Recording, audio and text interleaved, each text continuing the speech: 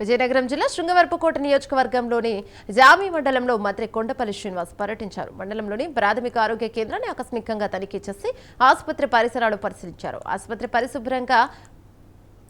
ఆసుపత్రి అపరిశుభ్రంగా ఉండడం పట్ల ఆగ్రహాన్ని వ్యక్తం చేశారు. ప్రధానంగా ప్రసూతి బాలింతలు ఉండే గది అపరిశుభ్రంగా ఉండటం పట్ల మంత్రి కొండపల్లి శ్రీనివాస్ ఫైర్ అయ్యారు. వైద్యులుగా ఆసుపత్రిలో కనీసం శుభ్రతను పాటించాలని మంత్రి సూచించారు. లేరు మనుషులు లేరు నేను ఎలాగ నడుపుతాను అది ఇగ్నోరెన్స్. నేను బయట ఎక్కడ అడగట్లేదు. I only asking about this room.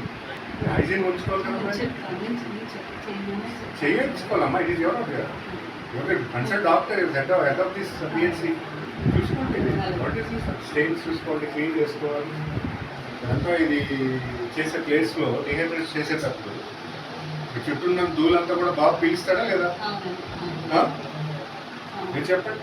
మంచి పుట్టిన బేబీ ఇందులో మీరు వేస్తే మెయిన్ అది ఒకటే. ఆ రూమ్ బట్టి మీరు చెప్పవచ్చు మీరు ఎంత బాగా చేస్తున్నారు హాస్పిటల్ అనేది.